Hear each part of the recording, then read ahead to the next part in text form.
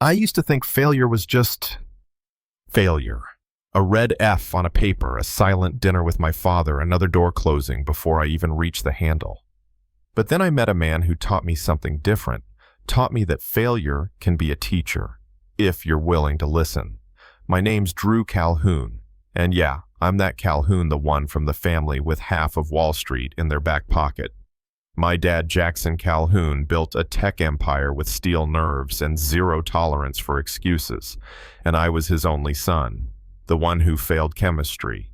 It started when I got a 28% on a test in calculus, followed by a 32 in chemistry. And my literature teacher, she just shook her head and handed me a paper that looked like it had been bled on red ink everywhere. So there I was, 17, walking the halls of Black Ridge Academy where every kid either had a last name on a building or a lawyer on speed dial, and I was the embarrassment, the joke, the heir to billions who couldn't even solve for X. Then came the meeting. My dad flew in unannounced, walked into the headmaster's office like he owned the place because technically he did. 32%, he said without turning to look at me. In chemistry. At a school I donate 8 figures to. Dad, save it. You have 8 weeks, Drew. Pass every class or you're out of the will. The trust fund, the real estate, the stock's gone. You fail one more class. You mop floors for a living. And with that, he slammed the door and walked out like he just closed another acquisition. That night, I sat on the fire escape, vaping my nerves into the cold air, trying to figure out how I'd gone from private jets to possibly flipping burgers in less than a semester. That's when I heard it. Careful with that. Smoke alarm sensitive. I looked up. A janitor, late 40s black dude, gray at the temples, pushing a mop bucket down the hall like he'd been doing it for a lifetime. You gonna report me? I asked. Not my job, he said without slowing down. His name tag read, Miles Carter. I'd seen him around before, quiet and visible. The kind of guy nobody at a place like Black Ridge notices unless something's spilled. You at least got a job you're good at, I muttered. He stopped. And you don't. That caught me. I laughed bitterly. My job is to not be a failure. How's that going? Miles leaned on his mop. Funny thing about floors, he said. They're what everything stands on, but no one notices them till they're dirty. Same with people. He walked away, but his words stuck harder than any insult I'd heard all year. Next day, I keyed a teacher's car. Stupid move. I was angry, failing again. Detention came fast, but not just any detention. I was assigned to custodial duty 3 hours a night, one-on-one with Miles. At first, I dragged the mop like it was a punishment. He just watched. You're fighting it, he said. What the mop know? Life, learning, yourself. And then he took it, showed me how to mop like it was an art. Smooth, calculated strokes, angles, rhythm. Every job has a system, Drew. You just never bothered to learn one. And that's how it started. Every night as we scrubbed toilets and buffed floors, he slipped in lessons. Not school stuff at first, just life. Observation, noticing the little things no one else did. But then, he pulled out a calculus book. Advanced calculus. The kind of book even my teachers barely touched. You know this, I asked. Clean enough classrooms, you learn what kids are struggling with. That's when it hit me. This man, this janitor, was smarter than half the faculty. But here's where it gets crazy. One night while fixing a broken projector, he asked, "What's really wrong here?" "Loose cable," I said. "And dust in the vents." "Cracked housing." "Exactly." "Then why aren't you fixing it?" "Because I'm teaching you how to see the problem, not just patch it." And for the first time in my life, I saw a problem, broke it down, solved it.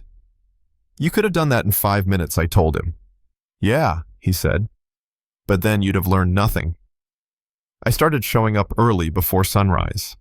He taught me math using cleaning routes, physics with bucket water, derivatives using rolling apples. Every formula started to make sense when he connected it to something real. I asked him once, "Were you always a janitor?" He just smiled. No one's always anything. We're all becoming something else. Turns out Miles had once founded a company, a water purification startup for poor countries. Brilliant stuff.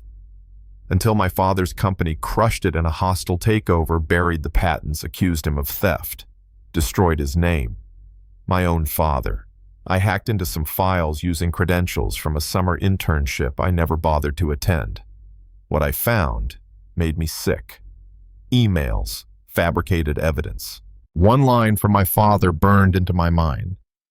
Make sure he never works in tech again. That night I swore I wouldn't just pass. I'd expose everything. With help from friends, real ones this time, we rebuilt Miles's original invention, a portable water tester. Simple genius. I entered it in the school showcase under the name Project Phoenix. The day of the presentation, my father sat in the front row. Hargrove, the teacher who'd tried to expel me, sat beside him smirking. I walked on stage. I was failing everything I began, until a janitor taught me how to learn. Not with fancy words, but with a mop and a question. What are you missing? I exposed everything. The stolen patents, the broken system, the man behind it all, Miles Carter, engineer, innovator, teacher. The crowd went silent, then exploded. My father stormed out. His empire began to crumble that same week. But what mattered most, Miles got his name back. He was offered a position at the school, built his own lab. I passed my classes not with a tutor, but by truly understanding, for the first time in my life. Years later, I stood at a podium giving a keynote to a room full of educators. Failure isn't your enemy, I told them. It's your most honest teacher. You just have to stop pretending you're already perfect long enough to hear what it's saying. Now I run a company with Miles. We call it Wisdom Works.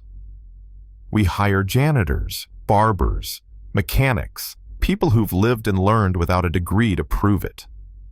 And we pair them with students who've been told they'll never amount to anything. You know what we found? Some of the best teachers don't wear suits. They wear boots or aprons, or carry mop buckets. So tell me, who have you ignored lately? That quiet guy at the gas station, the old lady who bags your groceries. What if they know something you don't? Drop a comment and tell me, have you ever been underestimated, or maybe, are you someone the world never saw coming? Let's talk about it. Because somewhere out there, another Miles is waiting to be heard, and someone like me needs him more than they know.